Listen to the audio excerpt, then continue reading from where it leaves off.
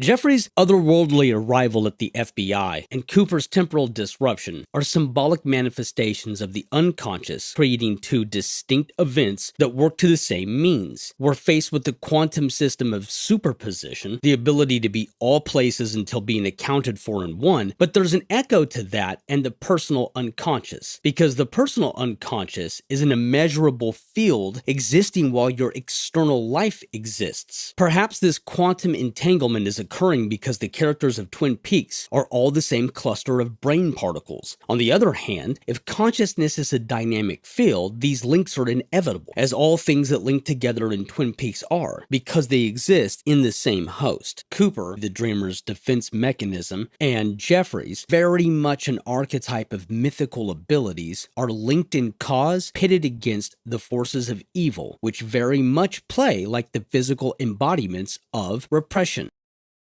Because the circumstances of Invitation to Love often parallel those in Twin Peaks, and because the events of both shows typically result in the moving of the storyline forward, we can count these mirror events as a synchronistic relationship. These parallels go beyond a form of narrative or meta-narrative, though they most certainly are that, but it could serve as the author's own commentary on the main reason for having designed a drama in their personal unconscious. The dreamer could be offering themselves a lens through which to interpret the mysteries of Twin Peaks. It's an easy-to-point-to example of synchronicity that demonstrates to the dreamer how to take in this fractured information happening within inside this drama. It could be that the dreamer uses Invitation to Love to recognize the use of external concepts in their internal world. And this is the indication that despite Twin Peaks being an archetypal projection, there's a price to be paid in not deciphering the symbols and events, and that price is most likely a life in the revolving door of traumatic personal hell. Cooper and Diane cross the threshold. Cooper will ultimately land in Odessa. Odessa, which is the feminine version of the word Odysseus, evoking history's most popular myth about journeying home. Carrie's world is not reality, but a dream that mimics reality, a closer approximation thereof. It is the world Carrie constructs once the shadow has finally been defeated. Unlike Fight or Walk with Me, the dreamer's elected to face the shadow, then confront the repressions by facing the evil that men do, all along the way using tropes from the media to represent those battles to herself. As the name suggests, Twin Peaks is as much as it is anything else the story of dual ego deaths. Repeated attempts to destroy the false persona, perhaps occurring 25 years apart, and the markedly different outcomes that occur when one integrates the shadow versus self-aggrandizing. From early adulthood, the dreamer of Twin Peaks has attempted to endure the ego death, placing her persona's avatar, Laura Palmer, through simulations of morbidity to reconstruct the repressions and events of her life, searching for meaning through symbols, external influences, and attempting to reach a sense of self while battling cognitive illness as caused by the very traumas that the show demonstrates. Who is the waiter in Twin Peaks? This is the waiter, and this is Hank Warden. The waiter is tied to the giant, perhaps in the same way that Leland is tied to Bob, or perhaps in the same way that the mouth of the South Jimmy Hart is to Hulk Hogan. Wait, no, that's not right. The waiter is also tied to Hank Warden, using his whooping noises, his catchphrases. Thank you kindly. Thank you kindly. Thank you kindly. Thank you. Thank you kindly. And being of unsound mind, just as he is featured in the 1956 film The Searchers. Hank Warden is playing a version of his stereotype, perhaps because the dreamer of Twin Peaks, the person inventing a soap opera in their personal unconscious, is pulling from media and art materials to fill out the landscape of their inner world, even invented television shows to tell themselves that they are supposed to be watching for clues. Apparently, the dreamer really likes The Searchers. The Jeffries that we know from The Machine is capable of manipulating time to put you at a certain place. Jeffries sent himself back to a specific moment, or at least he was trying to send himself back to a specific moment, to warn the people of the FBI about the double. And I think he messed up. I think he overshot where he was in time, which is why he's confused about it. Jeffries, who's never met Agent Cooper before, he's being introduced to Agent Cooper by Cole. Cole is saying, Cooper, this is the long-lost Agent Jeffries. It seemed like Cole is doing an introduction. Absolutely. But I was always under the assumption that they had to have cross paths. He's being given an introduction at the same time while he knows this man's face. Maybe he knows this man's face because he met him at the Dutchman's. We know that Bob has inhabited Leland from a fairly early age, so because of this, we assume that Mike has inhabited Gerard for a fairly lengthy time as well. It's also assumed that Mike's cutting off of his arm correlates to the loss of Gerard's arm. However, Gerard explicitly states that he lost his arm due to a car accident and was most likely removed during a life-saving procedure. Mike, on the other hand, saw the face of God and cut his arm off after the guy pointed out that not having a comma after the word fire made that whole tattoo look ridiculous. Perhaps it's conceivable that Mike chose Gerard because he, like Mike, only had one arm. Is it possible that Mike chose Gerard to prevent the arm or the evil parts of himself from reintegrating? It's assumed that Mike convinces Gerard to travel to Twin Peaks to be closer to his adversary Bob, but perhaps Mike chooses Gerard because he's a one-armed guy staying in a motel close to his rival. Either way, who is Mike? This is Cooper. This is Evil Cooper. It stands to reason that this is Evil Mike, and this is Evil Mike. But also, in his evolving state, he's Mike with an uncooked chicken face. This is the Black Lodge, and this is the waiting room. Wait, that's not right. This is the Black Lodge, and this is the Red Room. Wait, this is the Black Lodge, and this... You know what? Here's a llama. There's a case to be made that the Black and White Lodge are not necessarily the same, but they live in exactly the same place. They're you. You're it. Beyond that curtain, there exists the Black Lodge and there exists the White Lodge.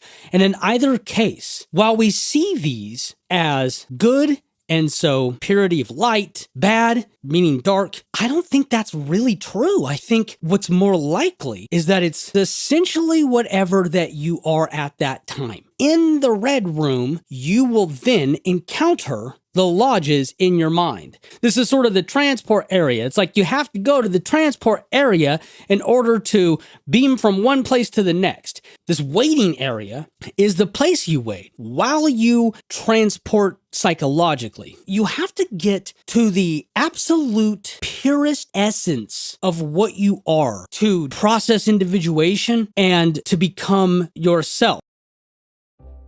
I see Odessa as a more conscious, yet still personal unconscious aspect of the dreamer. We're witnessing the last of the thresholds. It's a visual metaphor for confronting the last of the complexes that prevent you from living life as your true self. My belief is that the dreamer is exiting this stage of her life that's been driven by the repressed traumas, resulting in hardships and addictions, a theme that the show constantly reminds us of, to re-emerge as a more aware, more well-rounded person ready to move forward. In discussing the confronting of repressions, Jung says we must, quote, expose ourselves and pay a price for it, end quote. That price is the tearing down of false walls and of self-defenses. The price for being honest with yourself is hearing things you'd rather not deal with. But if you don't deal with it, you run the risk of your shadow taking control of you. The dreamer began this whole psychological drama of Twin Peaks by killing her ego, but in Fire Walk With Me, it's revealed that she prevented the shadow from integrating. Rather than beating it and winning, she elected to sacrifice herself and not let it in. This seemed like the heroic path in her internal subconscious story, but it preserves the false narrative entirely. When you refuse to incorporate the shadow, you either lack the instincts that your shadow is there to provide you, or worse yet, you become it. And that's where we enter 25 years later, as the hero of our subconscious has been replaced with the shadow. Jung says, a man who is possessed by his shadow is always standing in his own light and failing in his own traps, living life below his own level. Now, she's ready to start to live at her level. She's ready to be the true her. And so unconsciously, this plays out as the real dreamer, Carrie, facing off against the realm that she designed to be her protection. Carrie's confronting the Palmer house has more to do with the psychological metaphor of confronting the trauma itself. Perhaps the house is her real house, or perhaps it's just a symbol. In either case, Carrie's consciousness is colliding with the drama of her personal unconscious. Carrie cannot be in the world of Twin Peaks because it's an imagined landscape. Therefore, her realization of Sarah's yelling or the confusion of Cooper and his awareness that time has done something strange and the names of the house occupants, this all tips her consciousness off into realizing that the dreamscape is false. In that way, the final boss of Twin Peaks is the false reality of Twin Peaks itself. Twin Peaks is a story of one person, fractured into a multitude. It's initially performed as a television show, using the popular TV format of the day, the soap opera, then later as modern TV. But it's also the story of authorship. Each person, place, idea, feeling, and experience living endlessly inside of us, each avatar of our aspects playing themselves out to different ends, just as we play out our options and decisions in a true life. This is what happens in the personal unconscious. Just as with the principles of Jungianism, we see each figure of this world agree to the media tropes because they arrive from the backlog of one specific person. So for example, the dreamer is aware of the fugitive, and as such, they imagine a one-armed man, and they generate his name, Philip Gerard, from that very show. His daemon, Mike, is an archetype of the magician, using esoteric behaviors to guide you. The collective unconscious allows for us to design the image of the wizard in our subconscious, but we would not all choose the same image. Because multiple characters in Twin Peaks can all see the same archetypes, overlooking their obvious association to media, it's doubtful that these individuals, in any real sense, are actually individuals. They wouldn't see the same image or the same archetypes. Their own minds would invent their own personalized images based on their own personal experience. Cooper is an instrument of individuation, perhaps assuming that he's just there to fix people's lives. Cooper doesn't realize the analogy of the investigator and its relationship to deep reflection occurring in someone's mind. He knows himself to be an investigator. This explains his sudden shift toward a more modern version of an investigator while he's in Odessa, and it explains his complete lack of awareness of his own self-made changes. Cooper doesn't know that he serves a purpose. Oddly enough, the fireman, the archetype of the wizard, may not have the awareness of being an archetype either. His role is to populate the unconscious. He probably knows himself to be a deity, with no understanding that his archetype is the same cognitive driver that instigates the creation mythology. It's Cooper's job to bring the horror of truth to the dreamer. Of all of the Jungian synchronistic events in Twin Peaks, none are more blatantly obvious than the show within a show, Invitation to Love. The show not only parallels events in the world of Twin Peaks, but it highlights the hyper-real acting that occurs on the show proper. This informs us that a paradoxical relationship exists inside the Twin Peaks universe, one that ties the murder mystery to the events of television tropes, and revelatory information is provided by the external sources. It's almost suggesting that a narrative is being devised to inform the viewer of greater truths, not the least of which is the fact that the world of Twin Peaks has an external author.